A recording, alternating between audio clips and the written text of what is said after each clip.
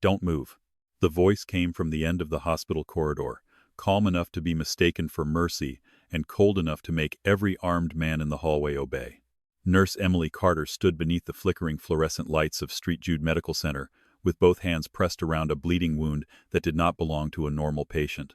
Rain hammered the tall windows behind her. Red emergency lights pulsed over white walls.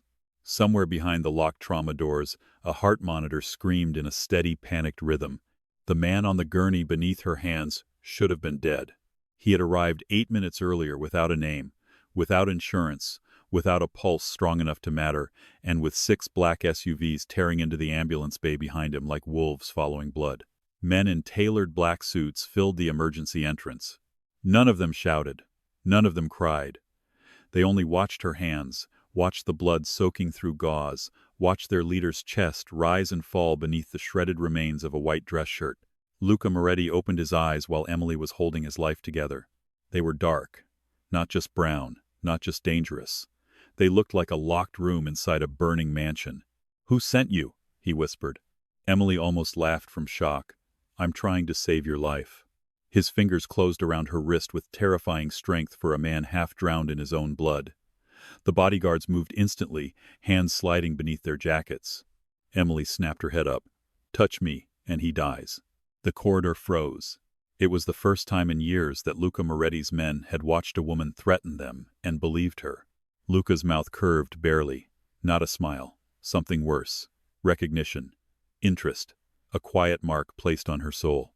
Then his eyes rolled back, and the most feared Mafia boss in the city collapsed beneath her hands.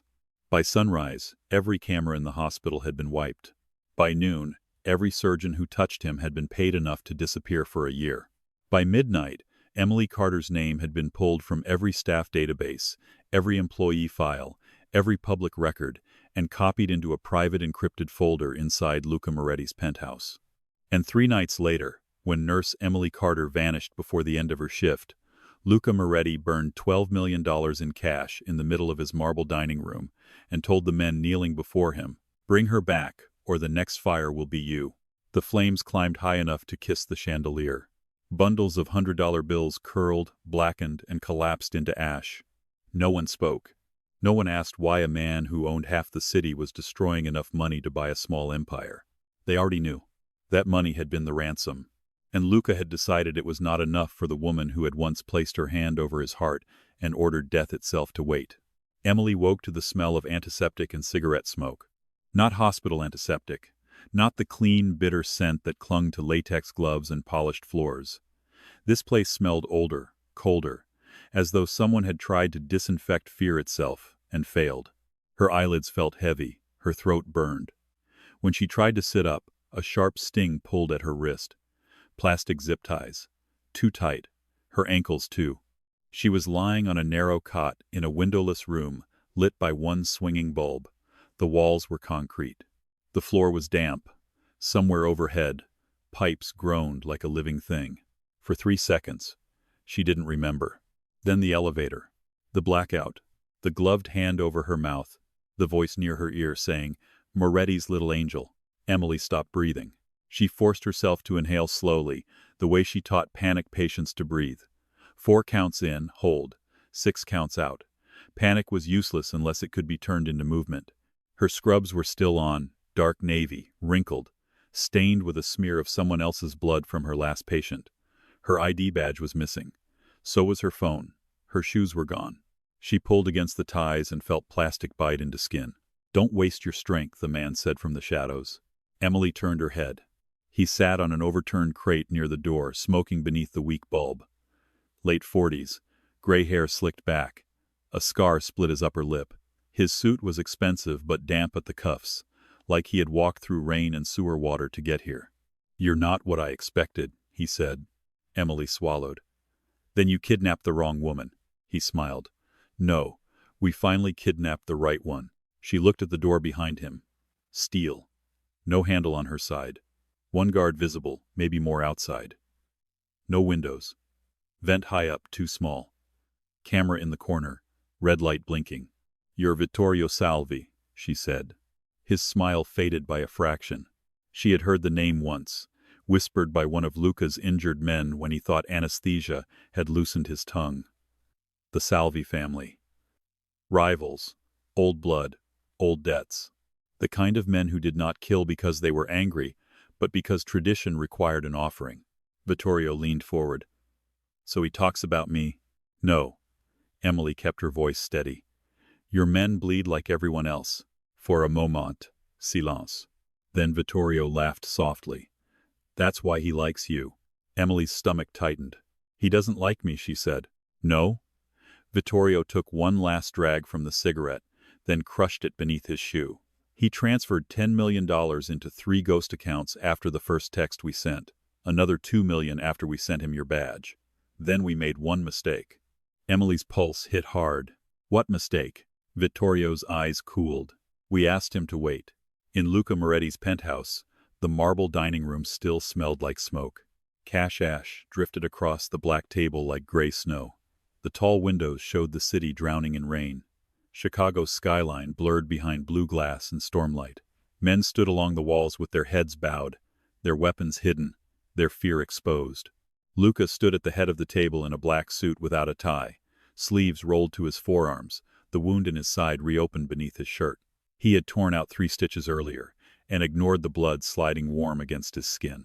On the table before him lay Emily's hospital badge, a cheap plastic thing with her smiling face on it. Emily Carter, registered nurse, emergency department. The photo was slightly bent where someone had folded it before sending it to him. Luca stared at it, as if it were a body. His consigliere, Marco Belandi, stood beside him, older, careful, one hand folded over the other. The transfer was traced through 7 shells, dead end in Prague. Luca said nothing. Marco continued softly. The badge was dropped at the North River Bridge. The camera feed was looped. Whoever took her knew our surveillance points. At that, Luca finally looked up. Every man in the room stiffened. Our surveillance points, Luca repeated. Marco's jaw tightened. Yes, meaning someone gave them a map. No one breathed. Luca lifted Emily's badge. His thumb brushed over the tiny smiling face. She looked too soft in that photo, too alive. Brown hair tied back loosely, eyes tired but kind, a smile that looked like it had been given to the camera because someone asked nicely. He remembered her differently. Blood on her cheek, rain light on her lashes, her hand gripping his wrist when he tried to sit up on the trauma bed. You are not dying on my floor, she had said. No one had spoken to him like that since he was a boy. No one had looked at him and seen a patient before a monster. Luca placed the badge back on the table. Who knew where she lived? Marco hesitated. Luca's voice dropped. Answer carefully. Your inner security team. Me, Matteo, Rafe, Dr. Kessler, and, Marco paused, your uncle. The temperature in the room changed. Santino Moretti had raised Luca after his father was murdered. He had taught him how to hold a gun, how to read betrayal in a handshake, how to smile at a man you plan to bury. He had also warned him about Emily Carter. You are becoming sentimental, Santino had told him 2 nights earlier. Sentiment is how men like us die. Luca had answered. Then pray I never become sentimental about you. Now, with Emily missing, those words returned like a blade. Luca turned toward the men lined along the wall. Find my uncle. Marco's eyes flickered. Luca, now. A phone buzzed on the table. Every man looked at it. Unknown number. Luca picked it up and answered without speaking. For a second there was only static. Then a small sound. A breath. Emily's breath. Luca's body went absolutely still. Luca. Her voice was faint, raw, controlled, but frightened underneath. Don't give them anything. Something inside him cracked so quietly no one else heard it. Emily. A slap sounded through the phone. Her breath broke. Men shifted. Luca lifted one hand and they froze. Vittorio's voice came next, smooth as oil. She has spirit. I understand the fascination. Luca closed his eyes. When he opened them, they were empty. You touched her, Vittorio laughed. You burned my money. It was never your money. It was her price. No, Luca said softly. It was your test. Silence. Luca leaned closer to the phone. Now hear mine. He glanced at Marco, who understood at once, and signaled to the men. By sunrise, Luca continued, every Salvi warehouse south of the river will be dust. Every judge you bought will wake up with federal files in his bed. Every son, nephew, driver, accountant, and priest who carries your name will learn what it means to be hunted by a man with nothing left to lose. Vittorio's voice hardened. You threatened my bloodline over a nurse? Luca looked at Emily's badge. No, he said, I'm ending it over her. The call cut off. In the concrete room, Emily's cheek burned from the slap. Vittorio stood too close now, phone in hand, anger twitching at the corner of his mouth. You see, he said, that is what you are to him, a weakness pretending to be a woman. Emily tasted blood where her teeth had cut her lip. No, she whispered, that is what you are afraid of. His eyes narrowed. She looked up at him, breathing hard but unbroken. You all think power means nobody can touch you, but he sounds powerful because he knows exactly what he'll burn for. You sound scared because you don't. For 1 second, Vittorio's expression went blank. Then he crouched before her. You are very brave for someone tied to a bed. I work in an ER, Emily said. I've seen cowards with guns before. His hand rose again. The door opened before he could strike.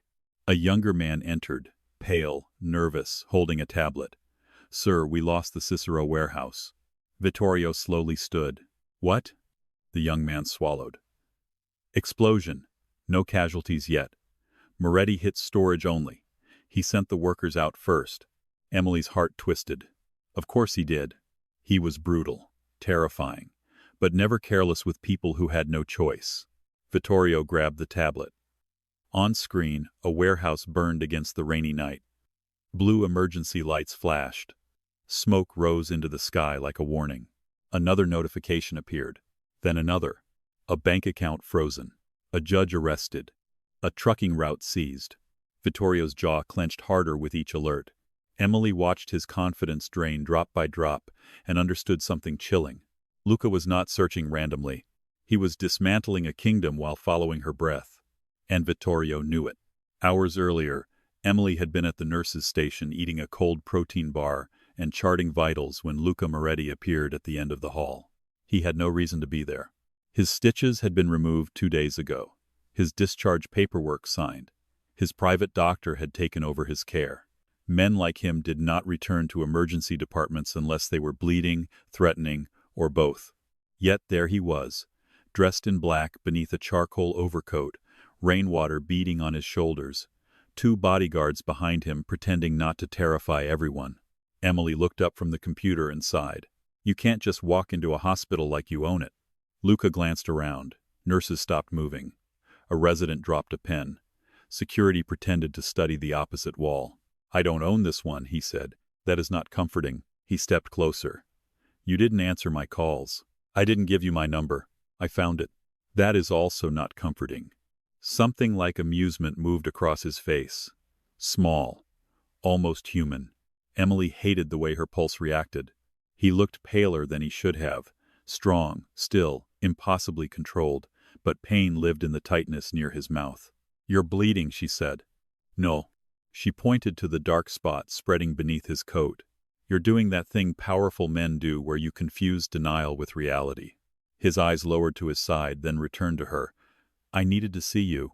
The words fell between them heavier than they should have. Emily's hands stilled over the keyboard. Why? For once, Luca did not answer quickly. Behind him, rain streaked the windows. The hospital lights made his face look carved from shadow and exhaustion. He looked like a man who had spent his whole life entering rooms and knowing everyone feared him, then found one woman who only saw a wound to close. I don't sleep, he said. Emily's chest tightened, despite herself. That sounds like something you should tell a doctor. I'm telling you, I'm a nurse. I know what you are. The way he said it made her look away first. She hated that too. She stood, grabbed a pair of gloves, and nodded toward an empty exam bay. 5 minutes, then you leave. He followed without a word. Inside the bay, the world narrowed to white curtains, monitor hum, rain, and the careful space between them. Emily peeled back his coat and found the bandage soaked through. You reopened it, she said. I had a meeting. With a forklift? With my uncle. She glanced up. He watched her hands, not her face. Emily cleaned the wound with more force than necessary. Luca did not flinch. You need rest, she said.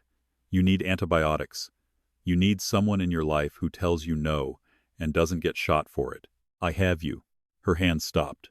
The room changed. That is not funny. I wasn't joking. Emily looked at him then. Really looked. The cold eyes, the controlled mouth, the loneliness so deeply buried it had become part of his posture. You don't have me, she said quietly. You have a debt. I saved your life because that's my job, not because I belong to you. His gaze darkened, not with anger, with something more dangerous. I know. Do you? Yes. His voice dropped. That's why I haven't taken what I want. Her breath caught. For one reckless second, she was aware of his body beneath her hands, the heat of him, the violence he held back like a chained animal. She should have stepped away. She didn't. What do you want? She whispered. Luca's eyes lifted to hers. The curtain opened. A doctor stepped in, saw Luca Moretti seated shirtless on the exam table with Emily standing too close, and immediately forgot why he had entered. Sorry, he said, backing out. Emily stepped away fast, face burning. Luca reached for his shirt.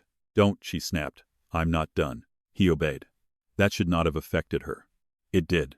When she finished taping fresh gauze over his side, he caught her wrist gently. Not like that first night, not with pain and suspicion. This time his touch was careful. Take a different route home tonight, he said. Emily frowned. Why? His thumb brushed once against the inside of her wrist, where her pulse betrayed her. Because men around me have begun noticing you. She pulled her hand back. And whose fault is that? Mine. The answer was too honest. Emily swallowed. Then stop coming here. He stood slowly, towering in the small space. I tried. And? His eyes held hers. I failed. Those were the last words he said to her before she disappeared. Now, tied to a cot in a room beneath the city, Emily replayed them until they hurt. I failed. She wondered if he blamed himself. Of course he did. Men like Luca carried guilt like a weapon, polished, hidden, always loaded. The door opened again. This time, the man who entered was not Vittorio. He was younger, broad-shouldered, with a familiar face that made Emily's blood go cold. Rafe, one of Luca's bodyguards. She had seen him outside the hospital, in the hallway, near the ambulance bay. He had once brought coffee to the nurse station and pretended it was from security. Emily stared at him. No. Rafe shut the door behind him.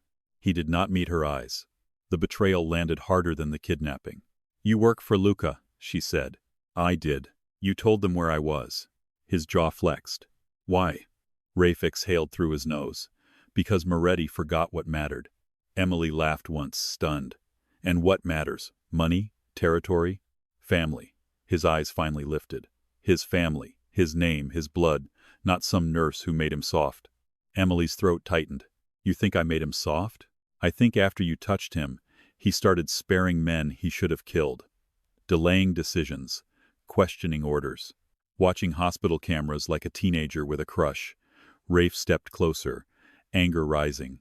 We survived because Luca Moretti never hesitated. Then you happened. Emily's fear shifted into something sharper. If one woman saving his life destroyed your entire empire, maybe it wasn't strong to begin with. Rafe's expression flickered. The words had hit. Good. Emily looked at his jacket. Left pocket weighted. Knife, phone, keys, right wrist bruised. Recently fought, his breathing fast, nervous. He was not here just to gloat. You're scared, she said. I'm not scared of you. No. Of him. Rafe said nothing. Emily leaned forward as far as the ties allowed. You should be. At that exact moment, the lights went out. The bulb above them died. The room plunged into black. A second later, emergency red strips along the ceiling flickered alive. An alarm began somewhere far away. Rafe turned toward the door. Gunfire thundered above. Not wild. Controlled. Sequential. Like doors being opened one by one. Rafe cursed under his breath. Emily's heart slammed against her ribs. Luca. Rafe drew his weapon and reached for the door. Emily moved before thinking.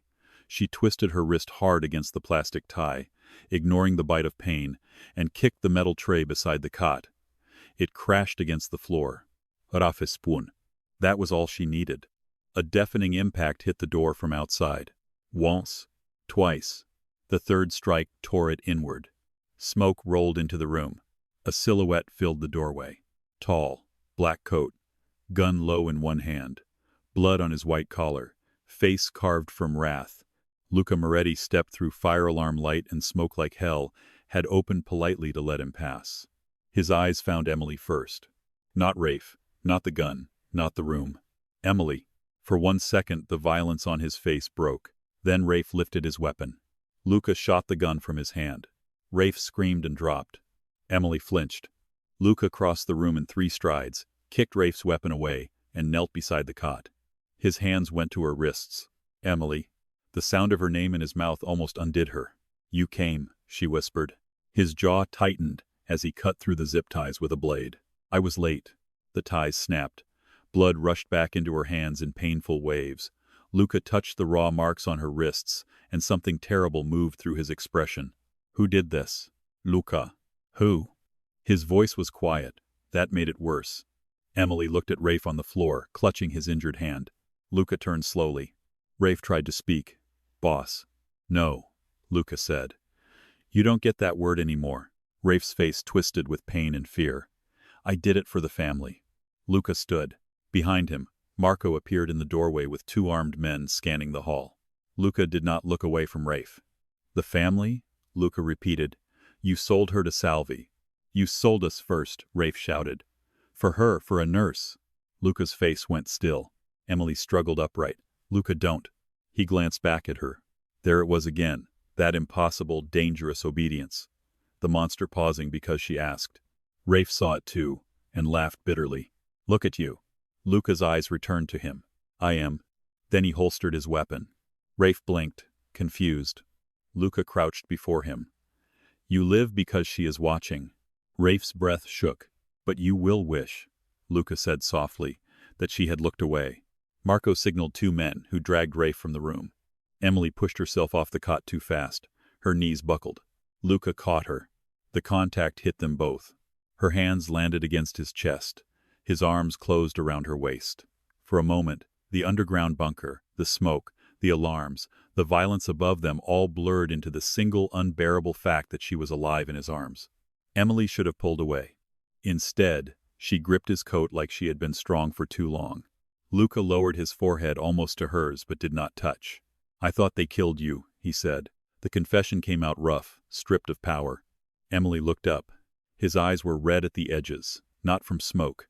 "You burned the ransom," she whispered. His mouth tightened. "They insulted you." Despite everything, despite pain and terror and the madness of the night, a shocked laugh broke from her. "You burned $12 million because you were offended?" "No." His hand lifted, hovering near her bruised cheek before lowering, as if he did not trust himself to touch her there. "Because if I paid, they would think your life could be priced." Emily's breath caught. "And it can't?" His eyes locked on hers. "No." The words shook something deep in her chest. Another explosion sounded above. Dust fell from the ceiling. Marco appeared again. "We have 4 minutes." Luca wrapped his coat around Emily's shoulders. "Can you run?" She nodded, though her legs trembled. His gaze dropped to her bare feet. Rage flashed. "Shoes," he snapped. One of his men immediately removed his own boots. Emily stared, stunned. "I'm not wearing his shoes." Luca looked at her. She looked back. Marco, despite the chaos, seemed to reconsider his entire life. Emily lifted her chin. "I can run." Luca's mouth almost moved. Almost. Then he swept her into his arms. "Put me down," she said instantly. "No. I am serious." "So Wang-yi, there are people shooting at us. That's why we're moving." He carried her through the doorway as if she weighed nothing. The corridor outside was chaos controlled by Moretti precision. Smoke curled beneath red emergency lights. Men moved in pairs, clearing corners, dragging wounded enemies aside, opening a path. Somewhere overhead, Salvi men shouted.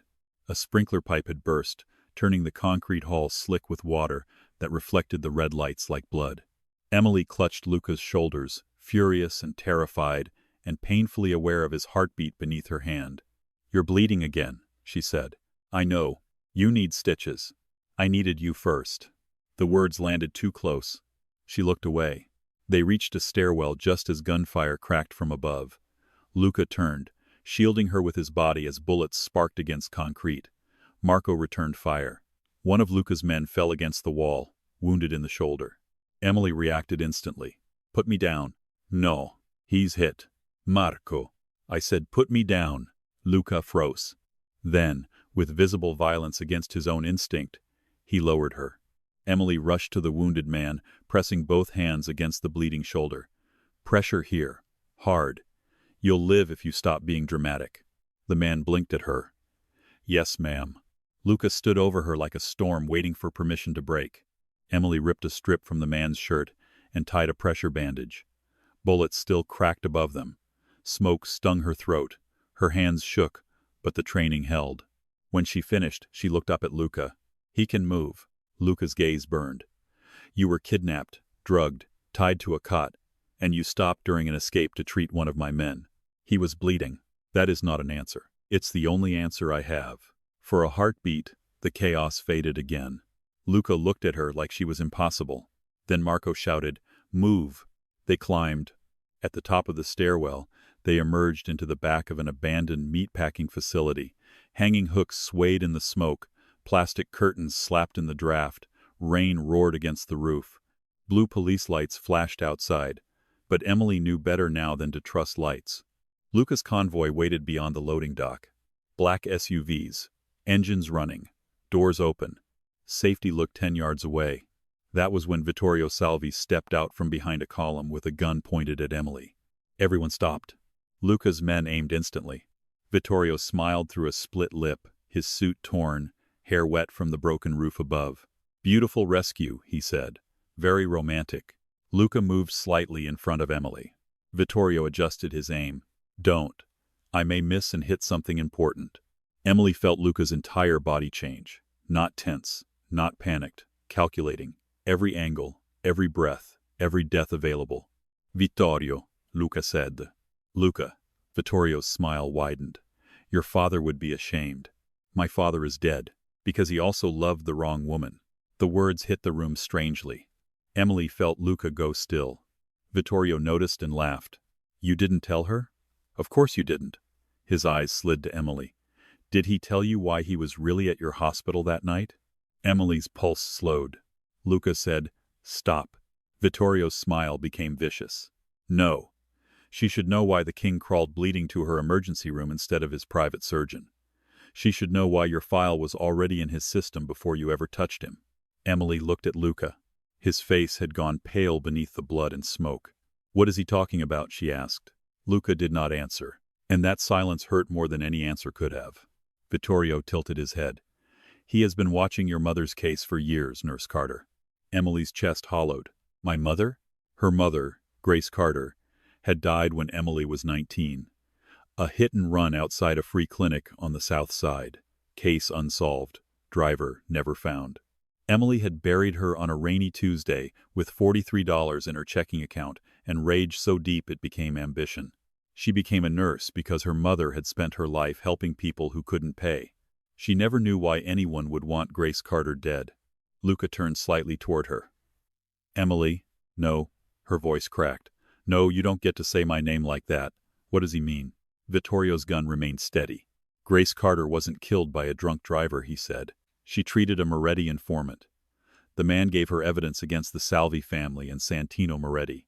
Your mother hid it before they found her." Emily could barely hear through the pounding in her ears. "Santino," she whispered. "Luca's uncle. The man who had warned him about sentiment." Vittorio continued, delighted by the damage.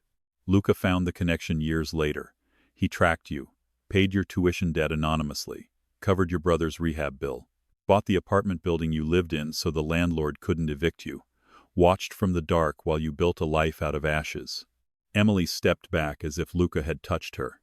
Luca's eyes were fixed on her with raw, silent pleading. "Is it true?" she asked. Rain thundered. Smoke drifted. His answer came barely above a whisper. "Yes." The word shattered everything. Emily's face changed. Not anger first. Betrayal. "You knew who killed my mother?" "I suspected." "For how long?" Luca's jaw clenched. "How long?" 3 years. Her breath left her. 3 years. 3 years of unpaid kindness she thought was luck. 3 years of rent increases that never came. 3 years of scholarship funds and hospital grants and debt relief letters. 3 years of a shadow behind her life. "You watched me struggle," she said, voice shaking. "You watched me grieve. You watched me wonder why no one cared. I cared. The words came out harsh, almost desperate. Emily's eyes filled, but the tears did not fall. You controlled. Luca flinched as if she had cut him. Vittorio softly applauded with the gun hand. There it is. Luca turned back to him, deadly. Vittorio's smile vanished. Santino has the evidence now. He gave me the girl to force you back into line. But you burned the money. You burned the treaty. You burned everything. Emily's mind sharpened through the pain. Santino gave me to you? Vittorio's eyes flickered. That was the mistake. Luca saw it too. His hand moved. Vittorio fired. The shot cracked through the warehouse. Luca shoved Emily down and twisted.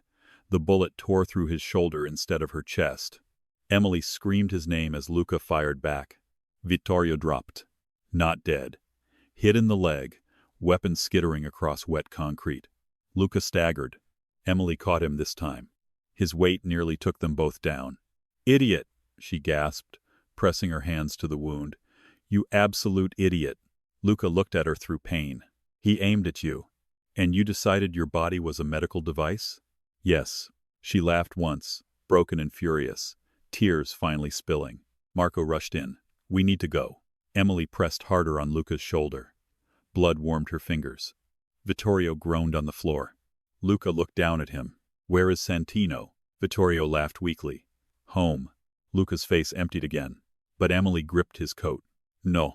His eyes cut to her. You're injured, she said. Santino has your mother's evidence. And if you walk in bleeding and angry, he'll use that against you. My uncle gave you to my enemy. I know. Her voice broke, then hardened. And I want him destroyed. Not emotionally satisfied. Destroyed. Luca stared at her. For the first time, a different kind of respect moved through his eyes. Not obsession, not protection, recognition. Emily Carter was not simply someone to save. She was someone who could stand in the ruins and choose the cleanest blade. What do you want? He asked. She looked at Vittorio, then at the burning exits, then back at Luca. The truth, she said. All of it. And then I want your uncle to look me in the eye when he loses everything. Santino Moretti received them in the old family house at 4:17 a.m. It stood beyond the city on a private estate surrounded by iron gates, black trees, and cameras hidden among wet stone angels. The house was older than the Moretti Empire, all limestone, dark windows, and inherited sin. Rain dripped from the roof in silver lines. Emily sat beside Luca in the back of the SUV, wearing his coat over her scrubs, wrists bandaged, cheek bruised, bare feet now inside borrowed shoes. She had finally accepted only because Luca was too injured to argue properly. His shoulder was wrapped in a field dressing. His side had been restitched badly in the vehicle by Emily, while Marco drove through alleys and rain and fire. He had not made a sound. That made her angrier. You should be in surgery, she said. You did enough. I stabilized you. That is not the same as fixing you. His eyes were on the house. Nothing in that house was ever fixed. Emily looked at his profile. This was the closest he had come to telling her about his past. She wanted to hate him cleanly. It would have been easier. But anger kept colliding with memory. Luca carrying her through smoke. Luca burning millions because her life had no price. Luca taking a bullet without hesitation. Luca saying, I cared, like a confession torn from somewhere bleeding. You should have told me, she said. His jaw tightened. Yes. The answer disarmed her. No defense? No. She looked at her bandaged wrists. Why didn't you? Luca was quiet for a long time. When I found your mother's name, I thought it was an old debt, something I could settle from a distance. His voice was low. Then I saw you. Emily swallowed. At first you were a file, he said. Grace Carter's daughter, nursing school, debt, night shifts, brother in rehab, no protection, no family with power. He looked down at his blood-stained hands. I told myself I was correcting what my family had broken. And then? His mouth twisted faintly, without humor. Then you yelled at a drunk man twice your size for throwing a chair at a pregnant patient. Then you worked 20 hours and still sat with an old woman because her son didn't come. Then you saved me and looked annoyed about it. Emily's throat tightened against her will. Luca turned to her. I didn't tell you because once you knew, you would look at me and see only the family that took your mother. Pain moved through his eyes. And I wanted one person in this city to look at me and not see blood first. Emily stared at him. The rain against the car roof softened. "You don't get to build something real with stolen truth," she whispered. "I know. Do you?" He held her gaze. "I'm learning too late." The SUV stopped. Marco opened the door. The old house waited. Inside, Santino Moretti stood in a library lit by a fire that seemed too warm for the hour. He wore a dark velvet smoking jacket, silver hair brushed back, one hand resting on a cane he did not need. Books lined the walls. Portraits of dead Morettis stared down like judges. On the desk beside him sat a metal lockbox. Emily saw it and knew. Her mother's ghost lived inside. Santino looked at Luca's bloodied shoulder, then at Emily wrapped in his coat. A faint smile touched his face. "So the nurse survives." Luca stepped forward. Emily caught his sleeve. He stopped. Santino noticed. His smile deepened. "My God," he said softly. "It's worse than I thought." Emily released Luca and walked forward herself. Marco shifted nervously near the door. Luca did not stop her. Santino's eyes moved over her with clinical disdain. "You have your mother's face." Emily's breath caught. "You knew her." Everyone knew Grace Carter. She had a tragic habit of helping men who should have died quietly. Emily's hands curled. "You had her killed." Santino sighed, as if disappointed by the simplicity of the accusation. "I had a problem corrected." Luca's voice cut through the room. "Careful." Santino laughed. "Or what? You'll shoot the man who made you?" "No," Luca said. "She asked me not to." Santino looked at Emily then, and for the first time, irritation cracked his elegance. "You think this makes you powerful?" Emily stepped closer to the desk. "No, I think the evidence in that box does." Santino's eyes flickered. "Tiny." "Enough." Luca saw it. Marco saw it. Emily saw it and felt her mother beside her. Santino lifted the cane slightly. Before anyone could move, two hidden doors opened, and armed men stepped into the library. Not Luca's men. Santino's.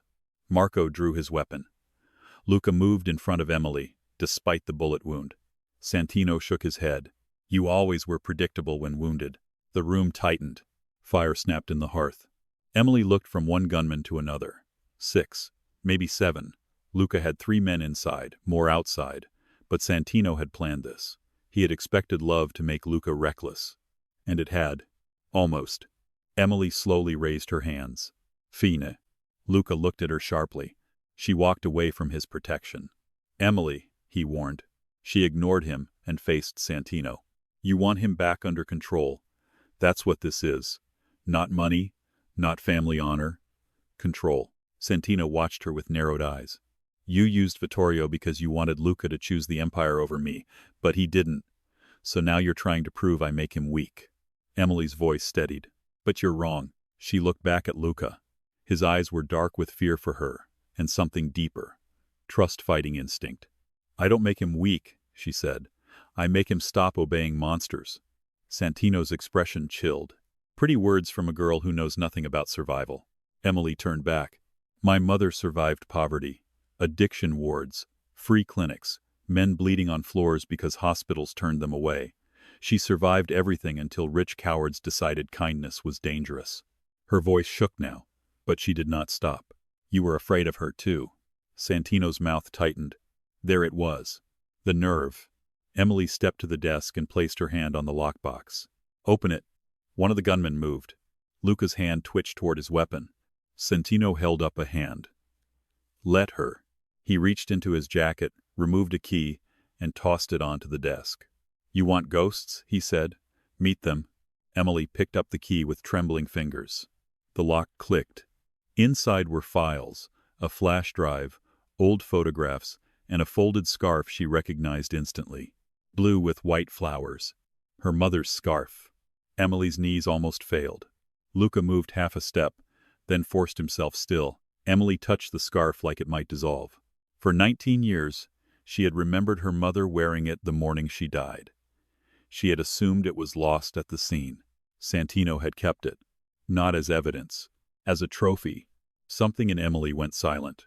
She lifted the flash drive. Santino smiled. "You won't live long enough to use it." The windows exploded inward. Not from bullets. From light. White floodlights blasted through the glass as federal tactical units poured into the estate grounds. Sirens rose from every direction. Helicopter blades thundered above the roof. The gunman spun in confusion. Marco smiled for the first time all night. Santino's face went slack. Luca looked at Emily.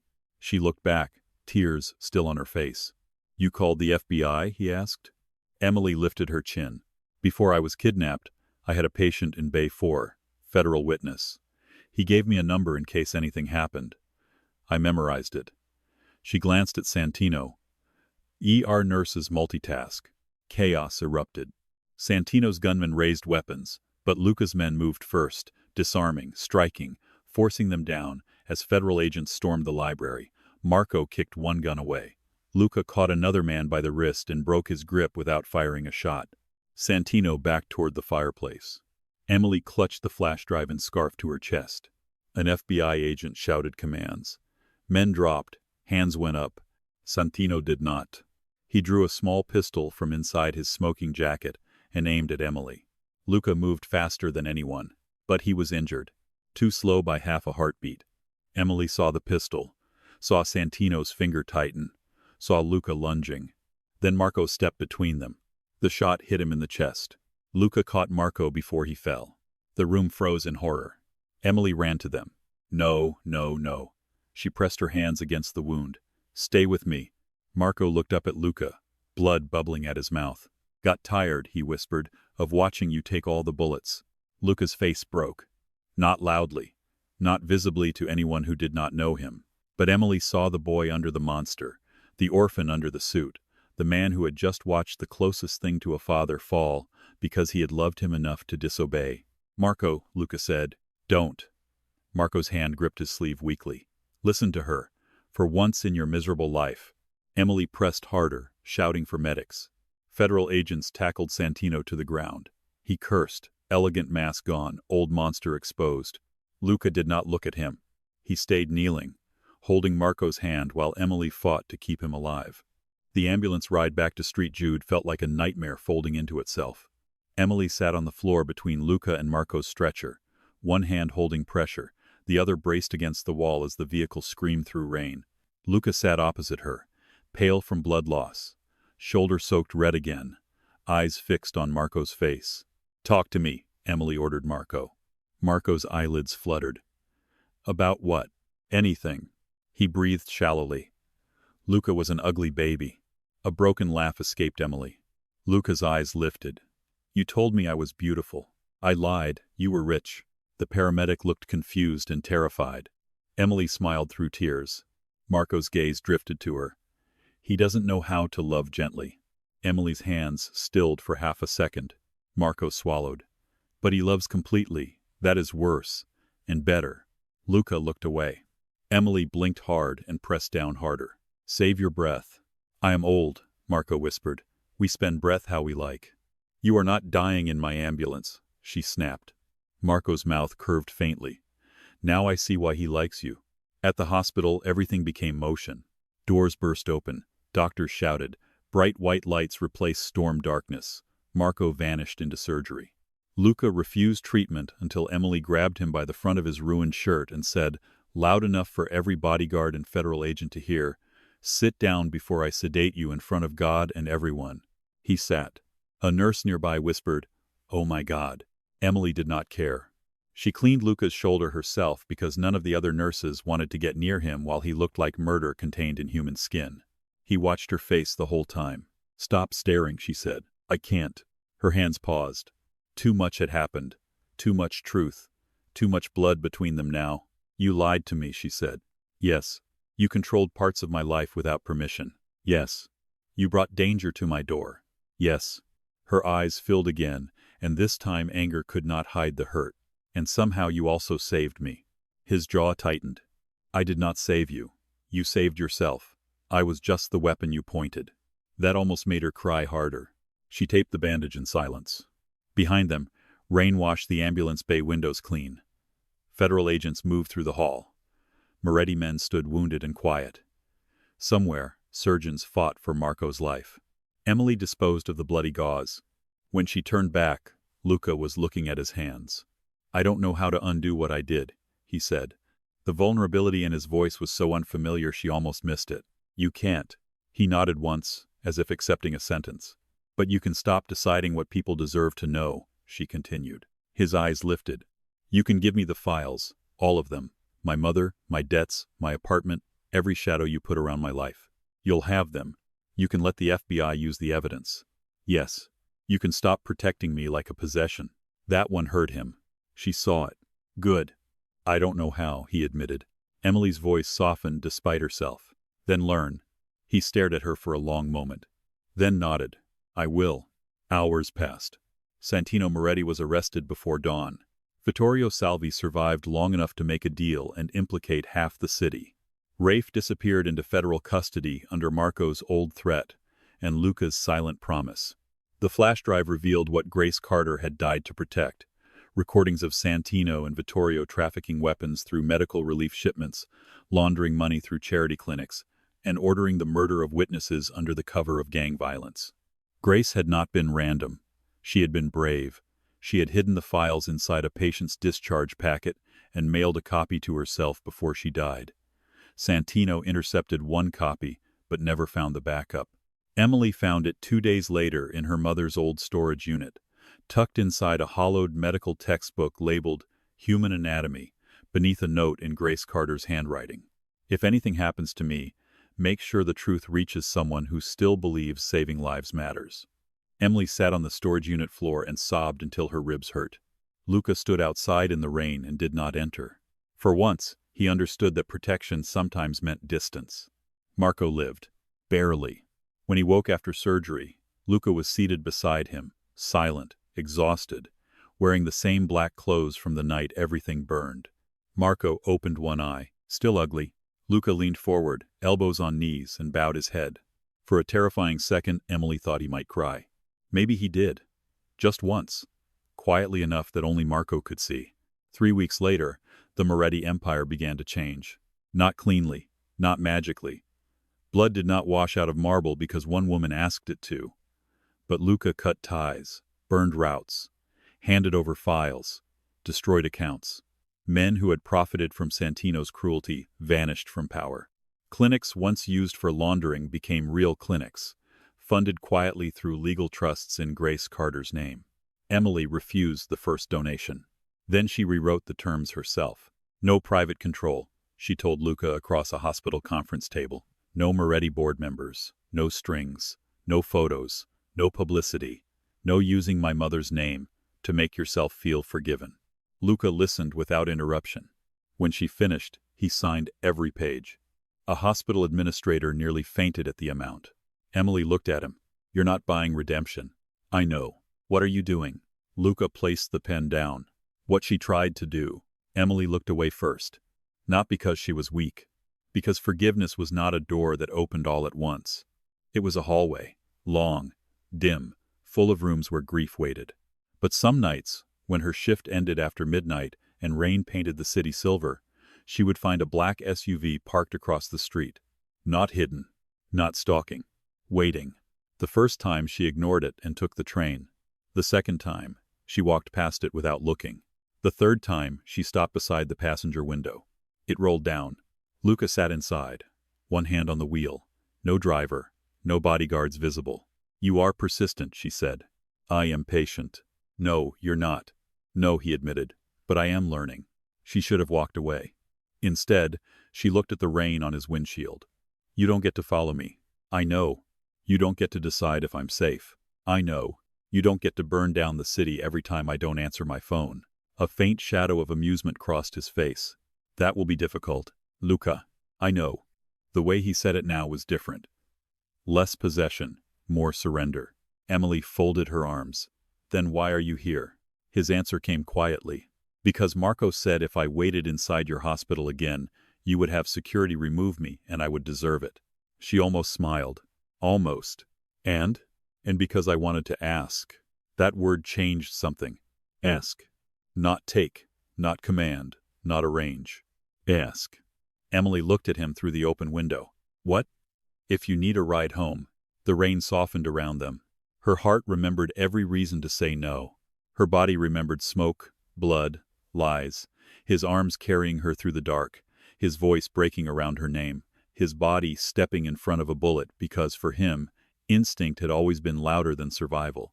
She looked at the back seat. No bodyguards? 3 cars behind us. She gave him a look. He corrected himself. 2. Luca. 1. She closed her eyes. He said very carefully, "They will not follow if you say no." Emily opened her eyes. That was the moment she saw it. Not a changed man. That would be too easy, too false. But a man fighting the architecture of his own darkness, brick by brick. She opened the passenger door. This is not forgiveness. Luca's hands tightened once around the steering wheel. No. It's a ride. Yes. And if you drive past my apartment, I will jump out at a red light. I believe you. She got in. They drove through Chicago under a sky-bruised purple with dawn. For 10 minutes neither spoke. The city moved around them in wet reflections. Neon signs, bakery lights, early buses, steam rising from sewer grates, tired people carrying coffee and secrets. Emily rested her head against the seat and watched Luca drive like a man, escorting something sacred through enemy territory. Finally, she said, "Did you really burn all of it?" His eyes stayed on the road. Yes. $12 million. Yes. That is insane. Yes. A laugh slipped out before she could stop it. Luca glanced at her, and the look in his eyes made the laugh fade. What? I thought I would never hear that again. Her chest ached. She looked out the window.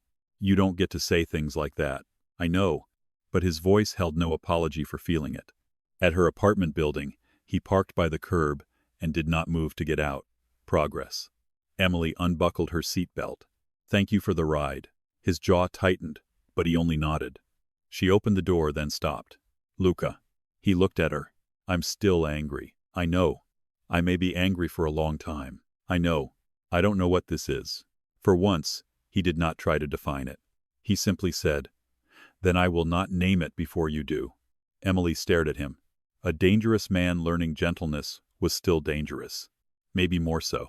But something in her softened. Not enough to forgive, not enough to trust blindly, but enough to leave one small light on inside the dark. She stepped out. At the entrance, she looked back. Luca's car remained at the curb until she was safely inside. Then, and only then, it drove away. Months later, the city still told stories about the night Luca Moretti burned millions in cash. Some said he did it because Salvi insulted him. Some said the money was marked. Some said he had gone mad after being shot. No one outside the truth understood that it had not been about money at all. It had been about price. It had been about a woman who had spent her life saving strangers without asking what they could pay. It had been about a man raised to believe everything could be bought, discovering one person who could not. Winter arrived early that year. Snow replaced rain along the hospital windows. Street Judes opened the Grace Carter Emergency Relief Wing, with no cameras, no speeches from politicians, no Moretti name carved into stone, just a small plaque near the entrance. For those who save lives in the dark.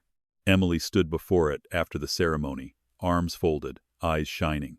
Luca stood several feet behind her, giving her space because he had learned that space could be a form of devotion. Marco, walking with a cane now and complaining constantly, stood beside him. She's going to make you suffer for years, Marco murmured. Luca watched Emily touch the plaque. I know. You deserve it. I know. Marco sighed. Good. You are becoming less stupid. Luca almost smiled. Emily turned then, catching them both pretending not to watch her. Marco lifted his cane in greeting. Emily walked over. You're supposed to be at physical therapy, she told him. I am physically here. That's not what that means. Marco looked at Luca. She is very bossy. Luca's eyes stayed on Emily. Yes. Emily gave him a warning look, but there was warmth beneath it now. Faint, reluctant, real. A call came over the hospital intercom. Trauma incoming. Multiple vehicles. 10 minutes out. Emily's posture changed instantly. Nurse first. Always. She tied her hair back, turned toward the ER doors, then paused beside Luca. Don't follow me into the trauma bay. I wasn't going to. She raised an eyebrow. He corrected. I was considering it. Don't. I won't. She studied him for a second, then reached up and adjusted the collar of his black coat. A small gesture. Almost nothing. To Luca, it felt like mercy. His breath caught. Emily noticed. Her expression softened, then steadied. I'll call you after my shift, she said. The words were simple. They nearly destroyed him. He nodded once. I'll answer. She walked away into the bright white storm of the ER, where sirens wailed and nurses moved like soldiers of mercy. Luca remained in the hallway, surrounded by fluorescent light, snow tapping against the windows, his empire quieter than it had ever been. Marco watched him watching her. You understand now? The old man asked. Luca did not look away. What? Marco leaned on his cane. Why your father died for your mother. Why Grace Carter died for the truth. Why $12 million looked cheap when she was gone. Luca's eyes followed Emily until the trauma doors swung shut behind her. Yes, he said quietly. I understand. That night, after her shift, Emily found him outside the hospital under falling snow. No convoy this time. No Black Army. Just Luca Moretti standing beneath a street lamp, dark coat dusted white, face turned toward the ER doors like a man waiting outside a church he was not sure he deserved to enter. Emily stepped into the cold. You're going to freeze, she said. I've survived worse. That's not an argument. No. Snow gathered in her hair. She looked exhausted, beautiful, human in the way that had ruined him from the beginning. He held out a paper cup. Coffee. She took it carefully. Did you buy the cafe? No. She stared. He exhaled. I thought about it. Luca, I didn't. A small smile broke across her face. For a moment, he could not breathe. Emily saw it, and the smile faded into something deeper. You really don't know what to do when someone stays, do you? His answer was honest. No. She stepped closer. Not into his arms. Not yet. But close enough that the snow fell around them like silence. I don't know if I'm staying forever, she said.